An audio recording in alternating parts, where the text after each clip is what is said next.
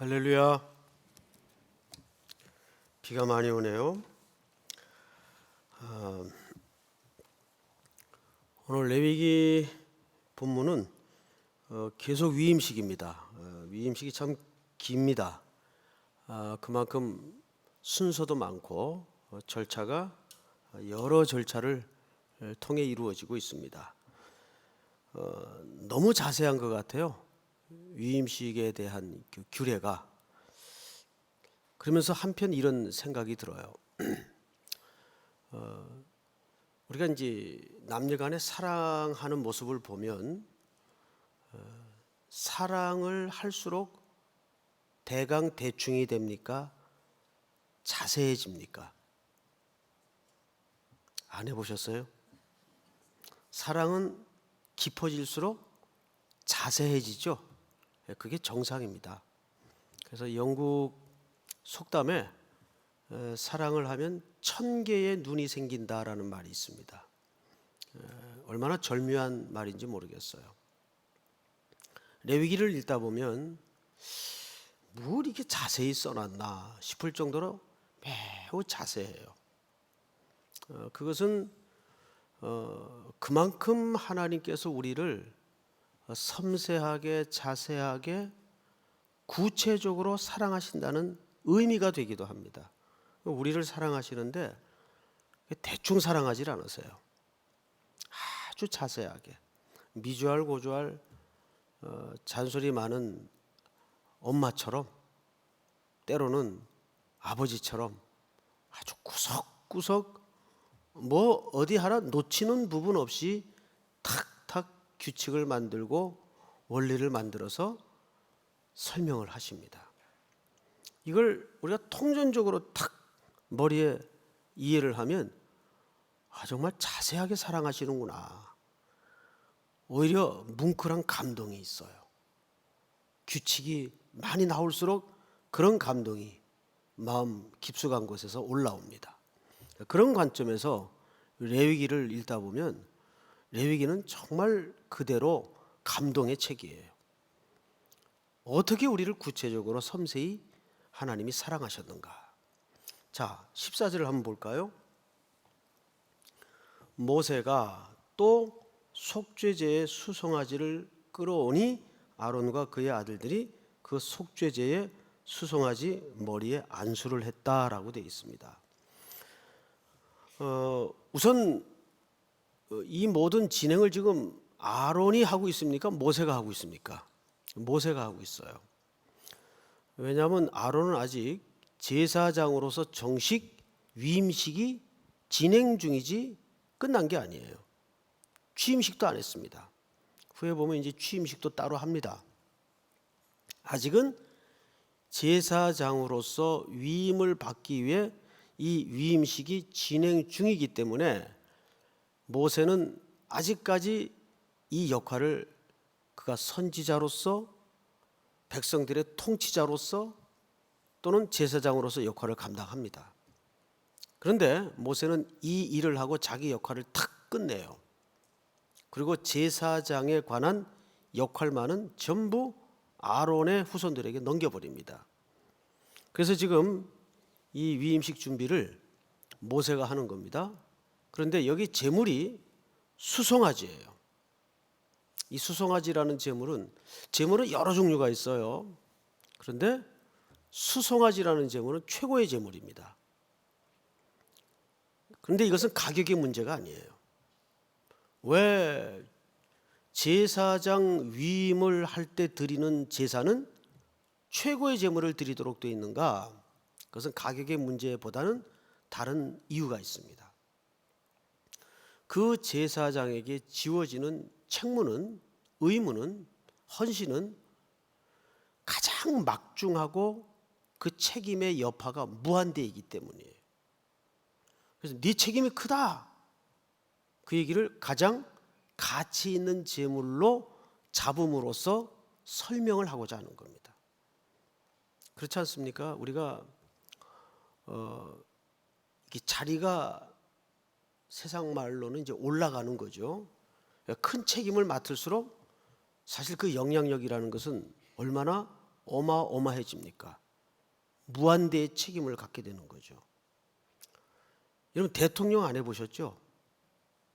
대통령 하시는 분들 얘기를 들어보면 이구동성으로 공통적인 얘기를 꼭 해요. 목사님, 이거 감옥 생활입니다. 근데 왜 그걸 그렇게 오래 하려고 그러는지 모르겠어요. 감옥 생활인데 비가 너무 와도 걱정, 비가 안 와도 걱정. 모든 사건 사고는 전부 대통령 탓이고 대통령 책임이에요. 어쩔 수가 없어요. 그만큼 자리라는 것은 책임이 커갈수록 그 영향력이라는 것은 무한대이기 때문이에요. 무한대. 그래서 여기 이 대제사장의 위임식을 가장 귀한, 가장 큰 제물로 잡도록 되어 있습니다. 그게 수송아지입니다. 자, 그런데 또 보십시다. 속죄제의 수송아지를 끌어오니 아론과 그의 아들들이 그 속죄제의 수송아지 머리에 뭘 했죠? 안수를 합니다. 자, 여러분 이 안수에 대해서는 제가 몇 번 설명을 드린 기억이 있습니다. 안수라는 것은 우리가 보통 안수를 받는다 그러면 무슨 신통한 능력이 내게 임하거나 전달되는 것처럼 오해를 합니다.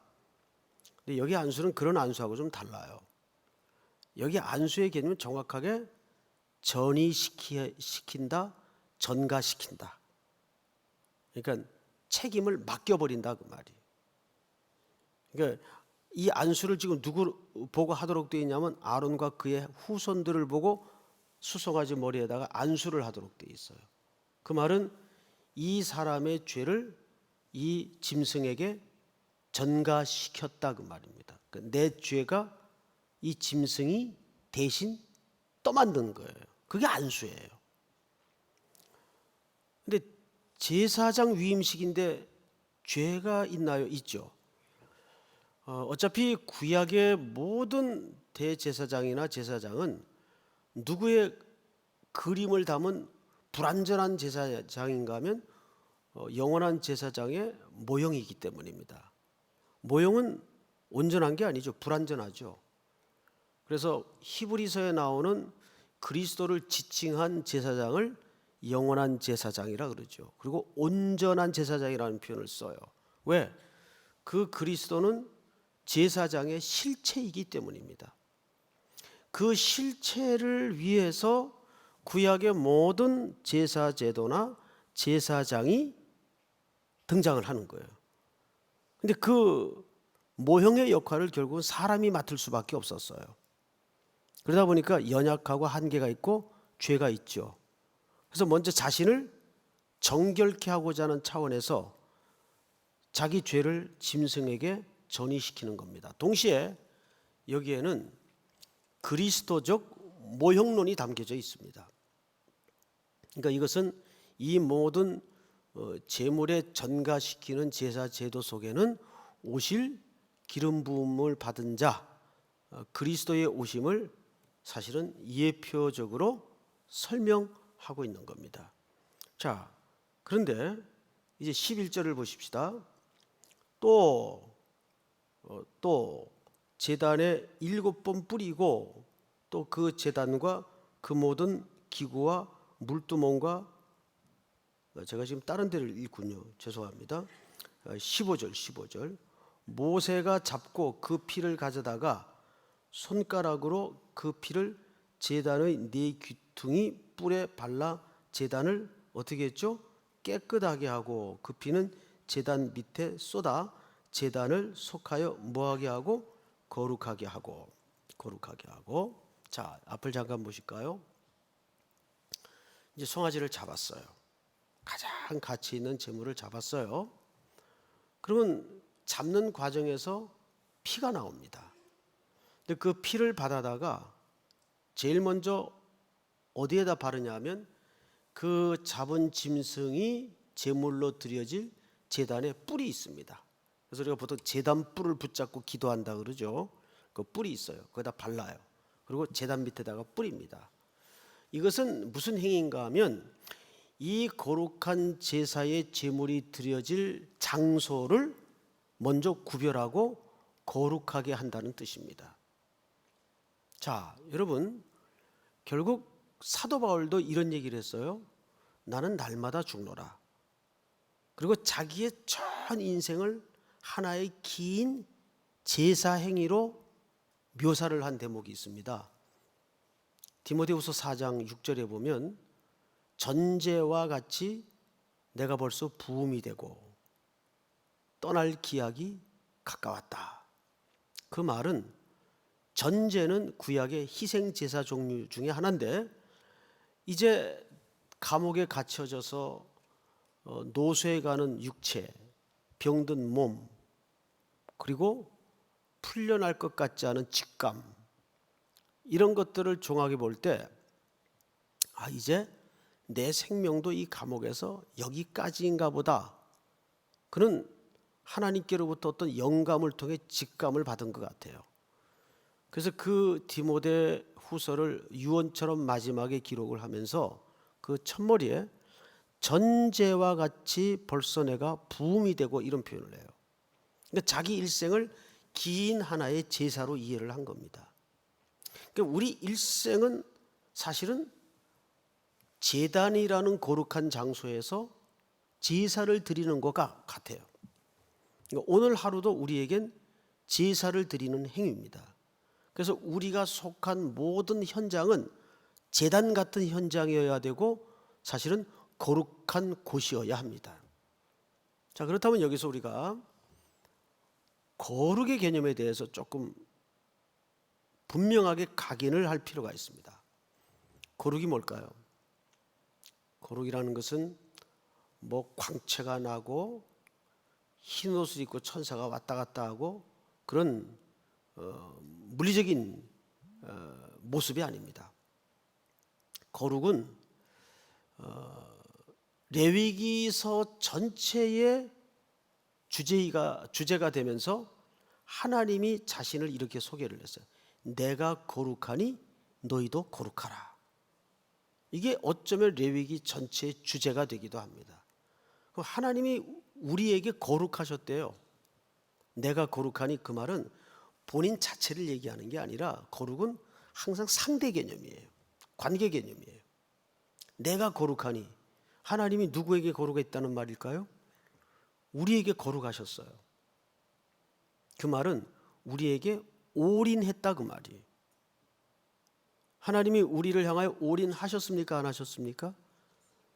그것을 가장 적극적으로 드러낸 현장이 십자가 제단입니다. 십자가는 하나의 제사요 제단입니다. 거기에서 로마서 기록에 의하면 자기 사랑을 확증하셨다 그랬어요.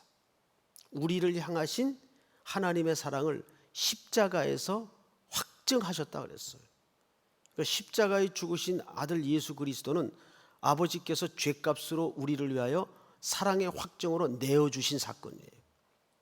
그 말은 우리를 향하여서 하나님이 전부를 건 사건입니다. 늘 사랑이라는 속성은 all or nothing이에요. 전부 아니면 전무예요. 이런 건 불가능해요. 내가 장동건 같은 형제는 75% 사랑하고 재벌 아들 이 형제는 25% 사랑하고 둘 사이에 양다리를 한다. 그건 사랑 아니죠. 그건 올인하는 모습도 아닙니다. 그리고 사랑의 속성은 그런 개념은 있을 수가 없어요. 사랑이라는 것은 한 사람에게 그냥 올인하는 겁니다. 그걸 하나님은 내가 너희에게 거룩했다 그 말이에요. 너밖엔 몰랐다 그 말이에요. 십자가 사랑에 나타났어요. 그러니 너희도 거룩하라는 말은 그래서 무슨 뜻일까요? 그러니까 너희도 나에게 올인하라 그 말이에요. 그러니까 우리 모든 인생의 현장은 피 뿌려진 제단화되어야 합니다. 그래서 우리는 소속은 하늘에 있지만 몸은 이 땅에 섞여 있죠. 그런데 우리는 어디에 속한 자입니까? 하늘에 속한 자예요. 그것이 에베소서의 중요한 교회론입니다. 우리가 어떻게 하늘에 속했나? 이론적으로 한번 따져볼까요? 새벽부터 좀 따져서 죄송한데, 자, 우리를 보통 뭐라 그러죠? 우리 공동체를 교회라 그래요. 교회는 건물이 아니죠. 사람, 하나님의 자녀들의 모임이 교회예요. 그리고 교회를 신부라 그러고 그리스도의 몸이라 그래요. 몸. 우리가 그리스도의 몸입니다. 근데 우리의 머리는 누구십니까? 우리의 머리는 그리스도예요. 그럼 그리스도는 지금 위치적으로 어디 계세요? 하늘 보좌 우편에 계세요. 우리의 머리가 어디에 있어요? 하늘에 속해 있어요. 그러면 그것이 건강한 몸이고 균형 있는 몸이고 정상적인 몸이면 몸은 누구의 어느 곳의 지시와 명령에 따르는 것이 건강한 몸입니까? 머리의 지시와 명령대로 움직이는 것이 매우 건강한 몸이고 유쾌한 상태예요. 머리는 앞으로 가라 앞으로 가라 하는데 걸음을 자꾸 딛질 못하고 비틀거리면 그건 병이 생긴 거죠. 몸에 문제가 생긴 거죠. 그건 건강하지 않은 상태예요. 똑같은 이치입니다. 우리의 머리 대신 그리스도가 하나님 보좌 우편에 계세요.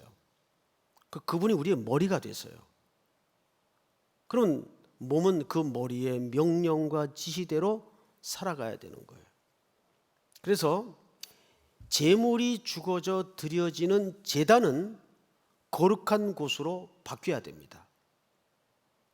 그러니까 우리의 일터는 그냥 밥벌이 하는 세끼밥을 위한 존재하는 현장이 아니고 거기가 거룩한 곳으로 자꾸 바뀌어야 돼요. 믿습니까? 이건 굉장히 중요한 레위기 속에서의, 그러니까 레위기서는 대속의 죽음만 설명하는 책이 아니에요. 구속의 은혜만 강조하는 책이 아니에요. 구속받은 백성이 어떻게 전 삶의 영역을 거룩하게 만들어가는가, 그것을 아주 자세하게 설명하고자 하는 책이 바로 이 레위기서입니다. 자, 성경을 또 보십시다. 16절 또 내장에 덮인 모든 기름과 간 꺼풀과 두 콩밥과 그 기름을 가져다가 모세가 제단 위에 불사르고 17절 다 같이 시작. 그 수송아지 곧 그 가죽과 고기와 똥은 진영 밖에서 불살랐으니 여호와께서 모세에게 명령하심과 같았더라. 네, 여기에 결론적 주제는 불사르라고 말이에요. 완전히 태우라. 이 말은 영적으로 재해석하자면 결국 이런 의미가 됩니다. 즉 온전하게 헌신하라, 온전하게 드려라. 예수님께서 물을 완전하게 쏟아서 자기 몸을 찢어 우리의 영원한 생명의 양식으로 내어주셨듯이 이렇게 제사장으로 살아가야 될 아론의 후손들은 완전하게 자신을 드리는 온전한 헌신을 이렇게 설명하는 겁니다. 제물이 드려져서 다 불태워지듯이 번제로 화제라는 말은 하나의 제사의 방식을 얘기하는 거죠. 싹 불태우는 거예요. 남김없이 불태우는 거예요. 온전한 충성을 얘기하는 거예요. 99는 충성하고 1%는 남겨도 이런 것 안 돼요. 사랑하듯이 100% 헌신하는 거예요. 오늘도 여러분 이 하루가 온전히 불태우는 하루가 되었으면 좋겠어요. 그런데 세상 사랑하는 사람도 70 먹은 노인도 그런 얘기를 하시더라고요. 불같은 사랑을 한번 해봤으면 좋겠다 그러더라고요. 세상 사랑도. 그런데 주를 향해서 불같은 사랑을 한번 해보면 그 행복의 맛을 경험하면 다른 게 안 보여요. 근데 우리는 살아가면서 너무 자꾸 다른 게 자꾸 보이죠. 잘난 놈도 보이고 돈도 보이고 즐거운 것도 보이고. 그런데 자기를 불태울 정도로 예수께 올인하면 그 사랑의 비밀과 행복 때문에 다른 게 눈에 안 들어와요. 왜 이게 사랑에 뭐가 먼다 그래요? 눈이 먼다 그래요. 눈이 아주 미쳐 좋아 죽어요. 내가 볼 때는 별거 아닌 것 같은데 사랑하는 사람끼리는 뭐 하루도 안 보면 환장을 해요. 근데 그게 정상이에요. 그게 제대로 사랑하는 거죠. 싹 불태우는 거예요. 남김없이. 오늘도 주를 향하여 남김없이 하루를 불살라버리는 온전한 올인이 있기를 축복합니다. 우리 다 같이 통성으로 세 가지 제목을 드리겠습니다. 기도합니다. 선교를 위해서 기도합시다. 선교 기도 없이 안 됩니다. 기도 없이 하는 일은 사람의 일입니다. 하나님의 일이 될 수 없습니다. 믿습니까? 선교를 위해서 기도하십시다. 두 번째는 오늘 수요일입니다. 1, 2부 수요 예배에 기름 부어 주옵소서. 그리고 오늘 주신 말씀 통해서 내가 주님께 더 온전히 우리의 전 인생을 불태우는 사랑에 붙들린 사랑의 노예가 되게 하여 주시옵소서. 우리 다 같이 소리내서 통성으로 기도하시다가 일어서시기 바랍니다. 다 같이 기도합시다.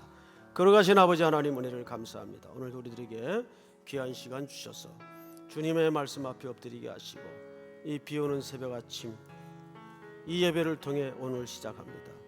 우리의 일터가 거룩한 선교의 현장이 되게 하시고 우리의 모든 가정과 우리의 삶이 오직 주님 사랑하는